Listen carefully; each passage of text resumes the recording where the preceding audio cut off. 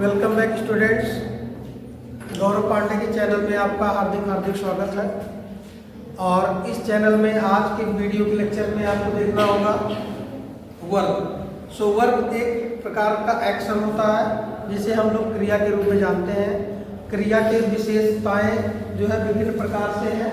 यहाँ पर आपकी एक प्रकार की क्रिया होती है फाइनाइट वर्ब, एक होती है फाइनाइट वर्ब और एक होती है non finite verb. Finite verb का मतलब मुख्य क्रिया। फाइनाइट वर्ब मुख्य क्रिया कह सकते हैं आप।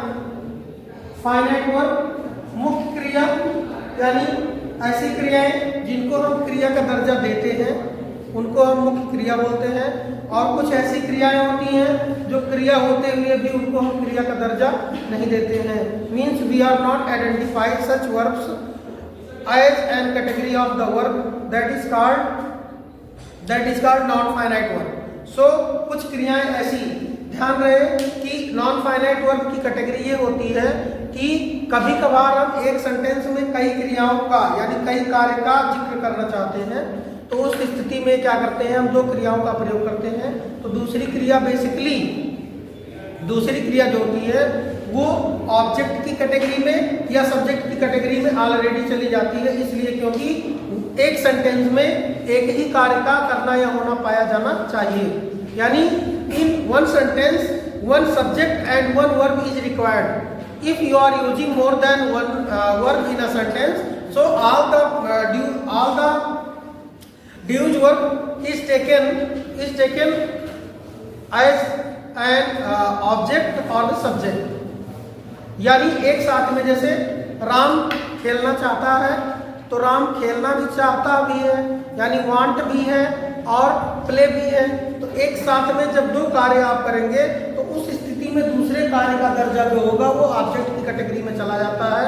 इसलिए आप जो है जीरेंड का प्रयोग करते नॉन फाइनाइट का प्रयोग करते हैं। तो यहाँ पर बहुत सारी क्रियाएं दी गई हैं। वर्ब हो गया, इसकी दो कैटेगरी हो गई, finite verb and non finite verb. So finite verb जो होता है वो मुख्य क्रिया होता है, मेन वर्ब होता है। और यहाँ आप देख सकते हैं ट्रांजिटिव वर्ब होता है आपका और इंट्रांजिटिव वर्ब होता है। ट्रांजिटिव वर्ब का मतलब सकर्मक का मतलब वर्ब प्लस ऑब्जेक्ट। यानी कुछ ऐसी क्रियाएं होती हैं जो बिना किसी ऑब्जेक्ट के अपने अर्थ को पूर्ण नहीं कर पाती हैं। जैसे वह एक मैच खेलता है तो एक मैच खेलता है, कोई पूछा क्या खेलता है, मैच खेलता है, तो ये आपका क्या हो गया, सकर्मक क्रिया हो गया। लेकिन एक प्रकार की अकर्मक क्रिया होती है जो अपना पूर्ण भाव बिना किसी ऑब्जेक्ट के प्रस्तुत करती है। जैसे सीता सोती है, तो सीता सोती है तो इसमें क्या से क्वेश्चन बन नहीं पा रहा कि क्या सोती है, तो ये अपना सोना एक प्रकार की ऐसी वर्ब होती है जो बिना ऑब्जेक्ट के अपने अर्थ को पूर्ण कर देती है। तो ऐसी क्रियाएं जो बिना किसी ऑब्जेक्ट के अपने अर्थ को पूर्ण कर देती हैं। हाँ, तो ये बात कर रहे थे फाइनाइट वर्ब के बारे में। तो फाइनाइट वर्ब जो है वो मुख्य क्रिया का काम करता है। मैं फिर से एक बार बता दे रहा हूँ। दूसरी चीज ट्रांजिटिव वर्ब। ट्रांजिटिव वर्ब का मतलब सकर्मक क्रियाएं, ऐसी क्रियाएं जो बिना ऑब्जेक्ट के अपना पूर्ण भाव प्रकट नहीं कर पाती हैं। यानी some verbs which requires to get out full meaning with the object। ठीक है। फिर आपका दूसरा होता है इंट्रांजिटिव वर्ब। इंट्रांजिटिव वर्ब का तात्पर्य बिना किसी ऑब्जेक्ट के अपने अर्थ को पूर्ण कर देना। ठीक है। फिर आपकी बात आती है प्राइमरी एक्सिलरी। तो प्राइमरी एक्सिलरी जो होती हैं ये एक्सिलरी का मतलब होता है साधारण। एक्सिलरी का मतलब साधारण क्रियाएं। तो साधारण क्रियाएं जो है दो प्रकार की होती हैं, प्राइमरी एक्सिलरी और मॉडल्स। तो प्राइमरी एक्सिलरी जो होते हैं ये आपके 6 होते हैं, क्योंकि 6 ये होंगे, अरे सॉरी 6 ये होंगे और 12 ये होंगे और 12 ये होंगे, है ना। तो प्राइमरी एक्सिलरी जो होंगे ये कितने होते हैं, 12 होते हैं, जिसमें से आपका ये जो है 6 होता है। यानी बी वर्ब जो होता है ऑलरेडी 6 होता है। इसको मैं कह दे रहा हूं इज, एम, आर, वॉज, वर,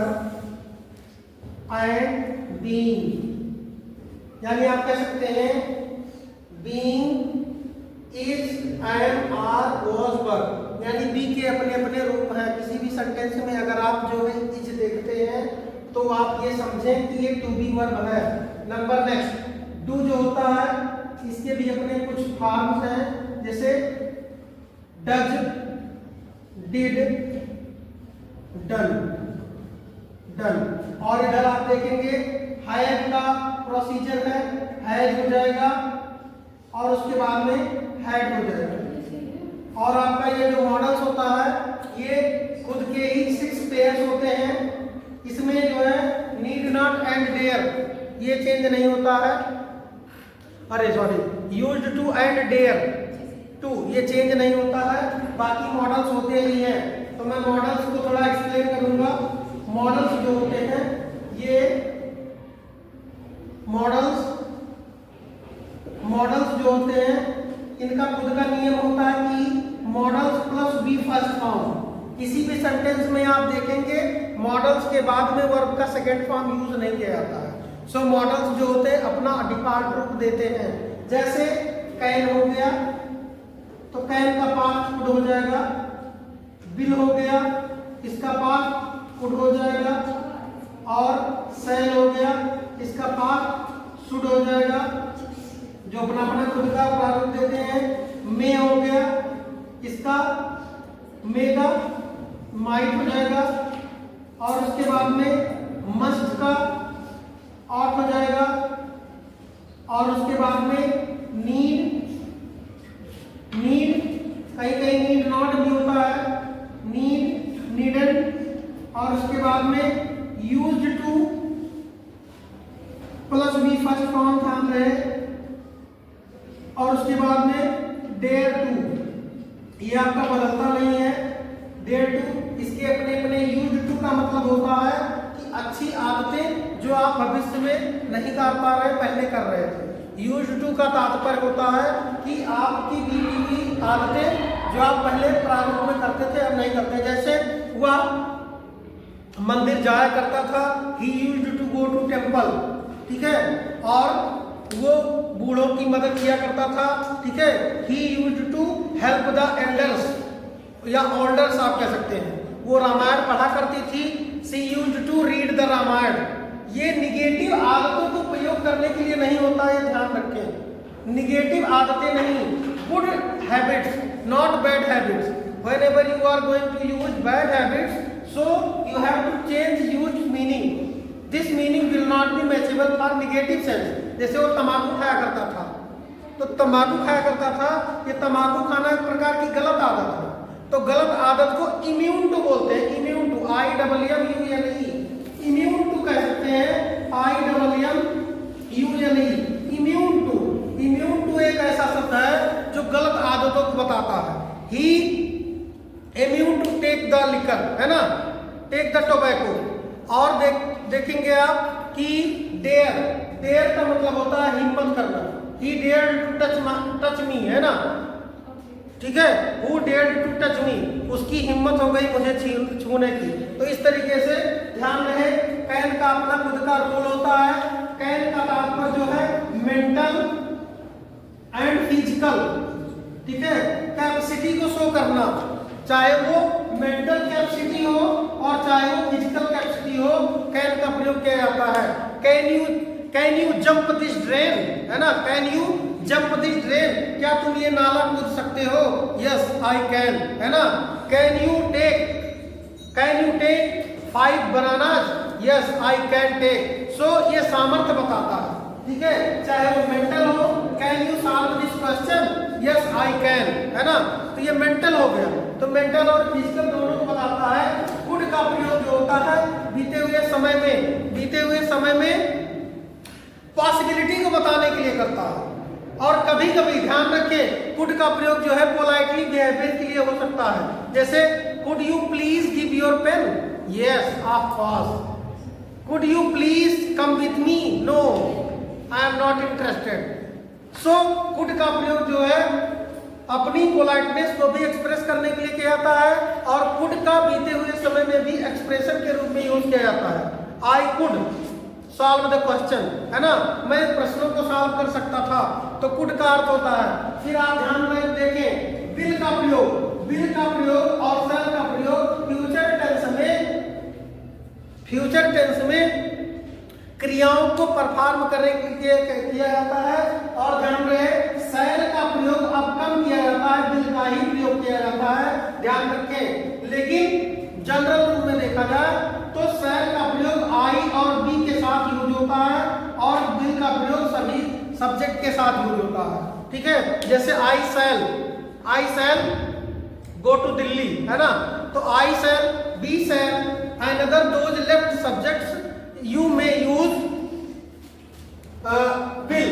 और वुड का मतलब होता है वुड का मतलब होता है कि आपको करना चाहिए था, ठीक है। You would response your elders, आपको उनकी मदद करनी चाहिए थी, है ना। फिर शुड का प्रयोग होता है टाइम टेकन के लिए, आप शुड भी यूज कर सकते हैं आदर्शात्मक एक्सप्रेशन के लिए। मे का अर्थ जो है भविष्य में पॉसिबिलिटी को बताने के लिए, ठीक है। यू मे कम टुमारो, शायद तुम कल आओ, ऐसा कुछ है ना।